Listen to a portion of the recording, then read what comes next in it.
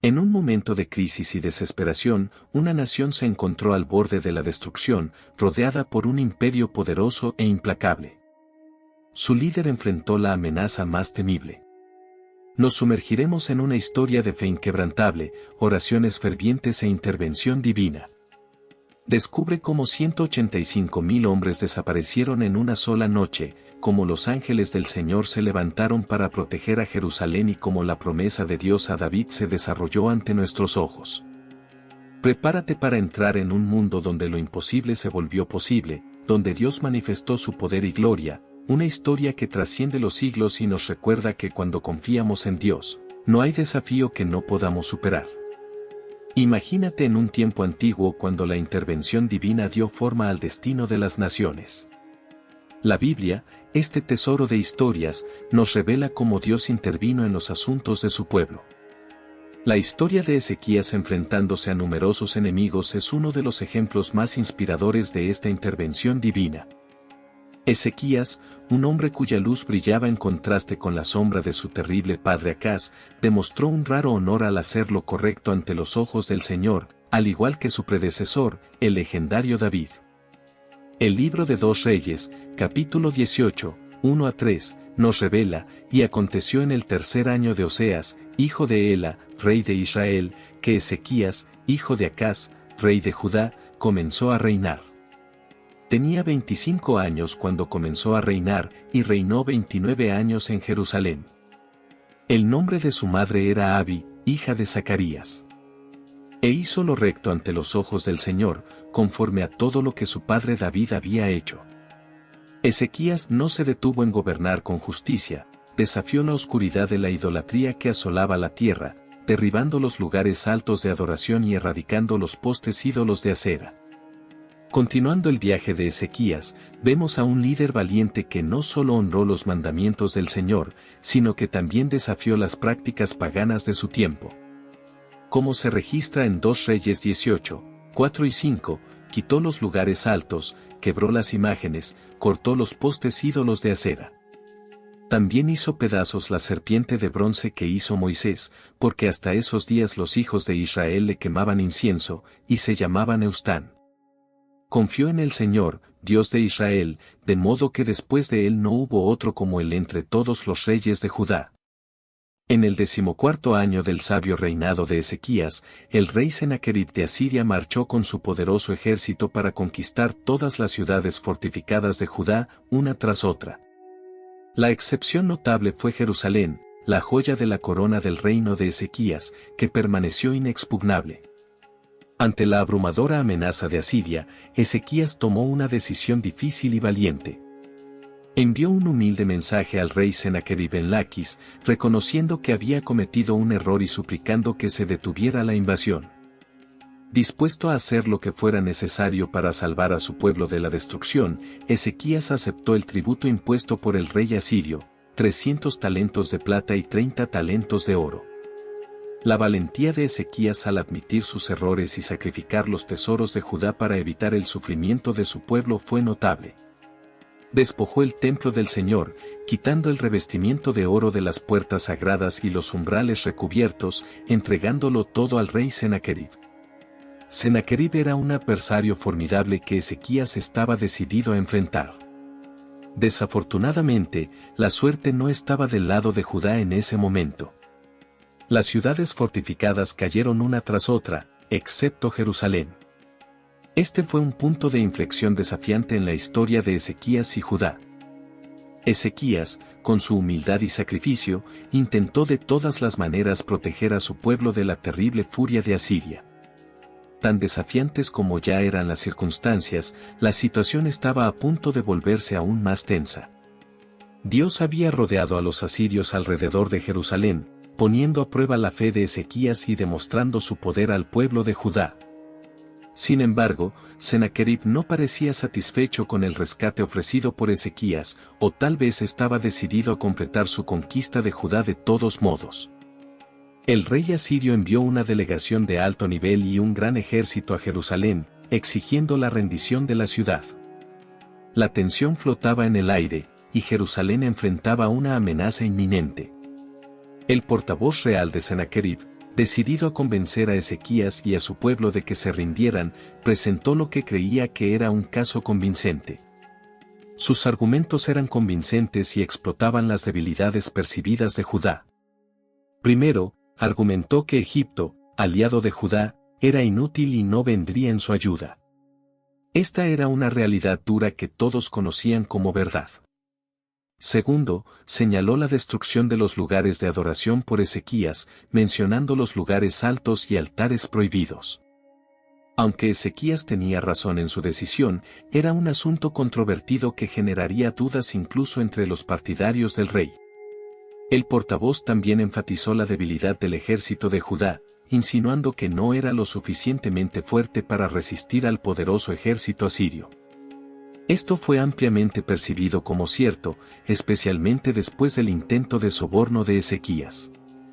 Finalmente, afirmó que el propio Señor había ordenado la invasión, insinuando que Dios estaba del lado de los asirios.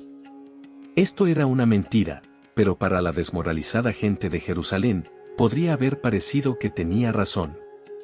Después de todo, sus vecinos del norte ya habían caído ante Asiria, y ahora estos crueles conquistadores estaban a su puerta.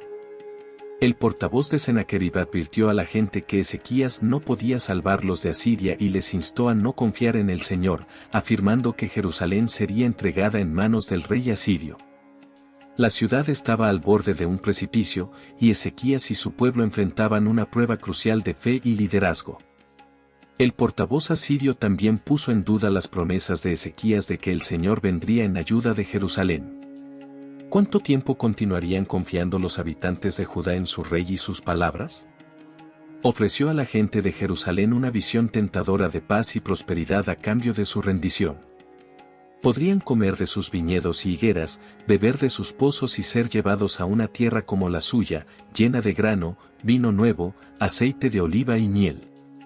En un momento de asedio inminente y aislamiento, estas promesas pueden haber sonado atractivas. Sin embargo, como con muchas tentaciones, el portavoz asirio prometía más de lo que podía cumplir. Del mismo modo, Satanás tienta a los creyentes con ofertas seductoras, pero el pecado nunca cumple todas sus promesas. El pueblo de Jerusalén, obediente a la orden del rey de no responder, permaneció en silencio, dejando la provocación sin respuesta.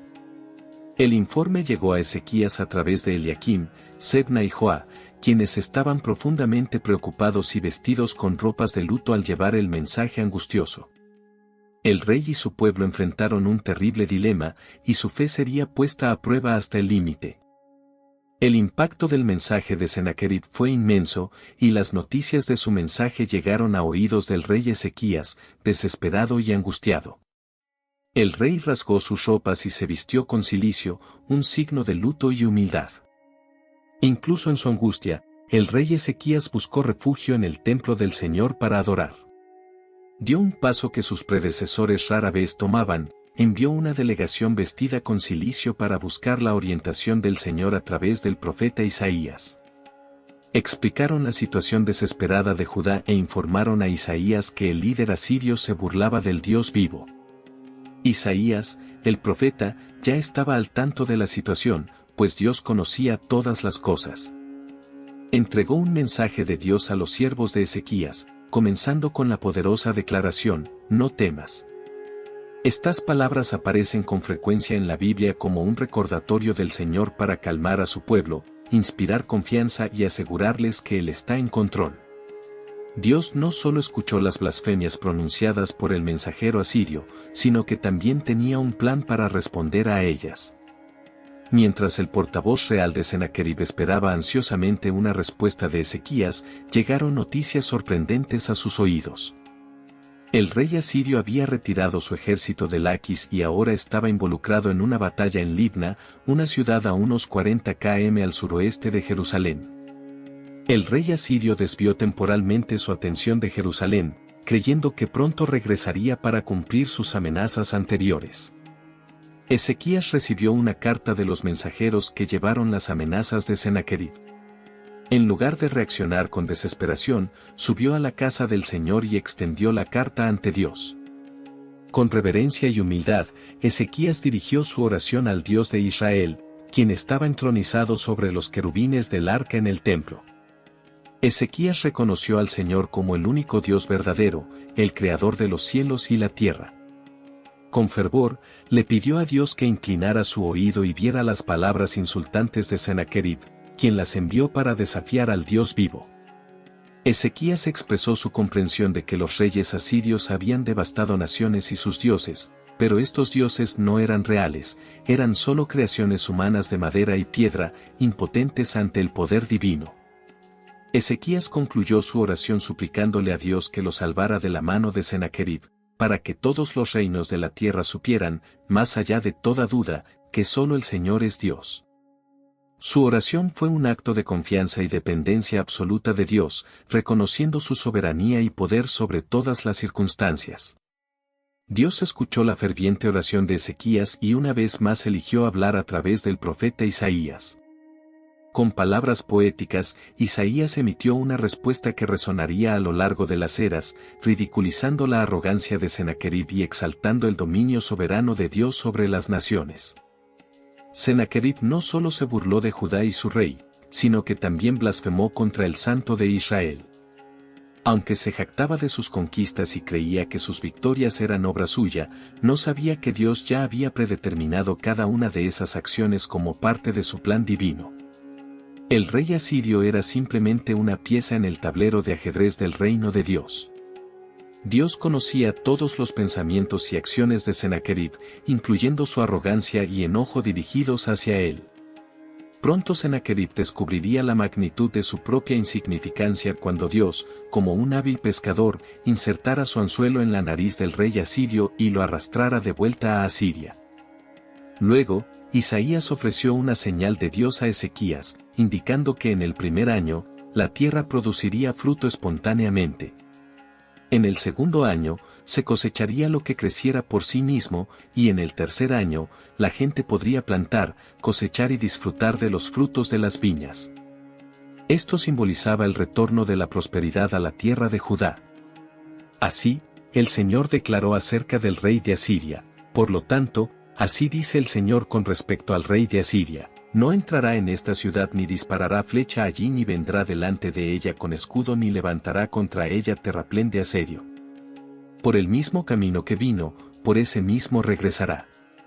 Y no entrará en esta ciudad, declara el Señor, porque yo defenderé esta ciudad para salvarla por mi propio bien y por el bien de mi siervo David. Isaías 37, 33-35.